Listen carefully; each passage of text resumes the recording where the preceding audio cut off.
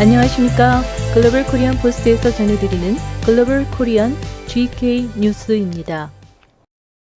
글로벌 코리안 포스트에서 전해드리는 GK 뉴스입니다.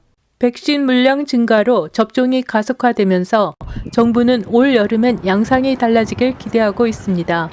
하지만 백신 접종 후 부작용 사례가 보고되면서 접종을 주저하는 사람들도 더러 나타나고 있습니다.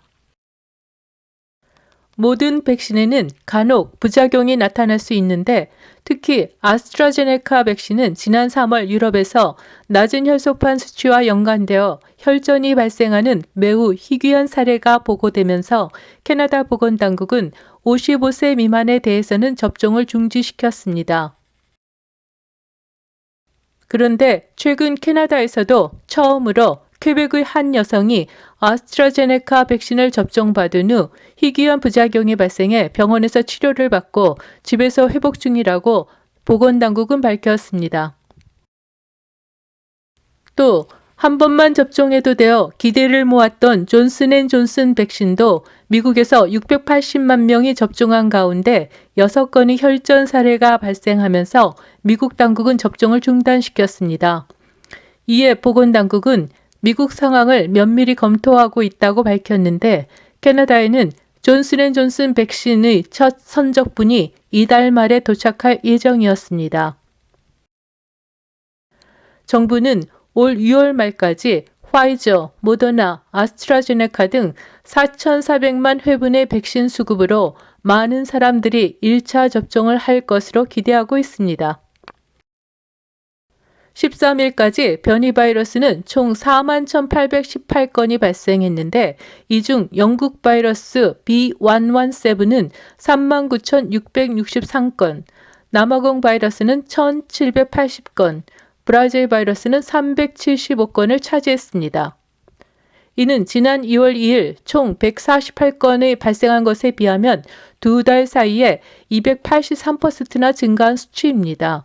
국내 바이러스 중 영국 바이러스는 이젠 96%까지 차지하면서 위세를 떨치고 있고 이에 더해 백신 효과를 낮추는 브라질 바이러스가 최근 증가하고 있어 보건당국은 우려를 나타내고 있습니다.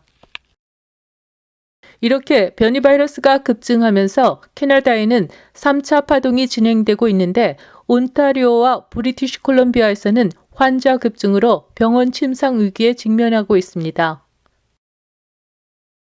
제일 먼저 3차 파동이 진행된 온타리오는 지난 1월 선포했던 비상조치와 자택 체류령을 다시 선포했는데 지난 8일부터 4주간 시행하면서 커뮤니티 내 바이러스 확산 방지와 성인 대상 백신 접종을 가속화시킬 계획입니다.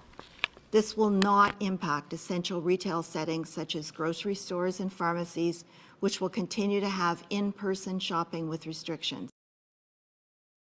환자 및 중환자 급증으로 의료 인력과 침상 여력에 어려움이 따르면서 암 수술은 지연되고 있습니다. 또 온타리오 정부는 12일 다른 조치도 발표했는데 봄방학이 끝난 뒤인 19일에는 학교를 재개하지 않고 추가 발표가 있을 때까지 전면 온라인 수업으로 전환한다고 밝혔습니다.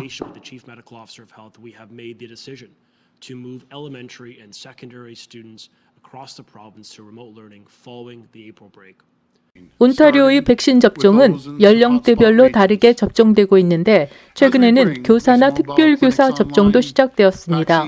또 고위험 지역의 18세 이상은 우편 번호별로 접종 예약이 이루어지고 있습니다. 엘버타에서는 55세 이상과 기저질환이 있는 16세 이상을 대상으로 접종이 이루어지고 있습니다. 또 캘거리에서는 7학년부터 12학년까지 학생들에게 19일 월요일부터 2주간 집에서 수업을 받도록 조치를 내렸습니다.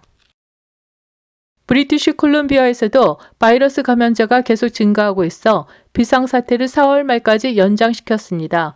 현재 백신 접종은 50세 이상과 18세 이상의 원주민을 대상으로 접종 예약을 받고 있습니다. 팬데믹으로 심하게 어려움을 겪고 있는 항공업계를 지원하기 위해 연방정부는 지난 12일에 에어 캐나다에 40억 달러 상환 대출과 5억 달러 균등 투자를 한다고 밝혔습니다.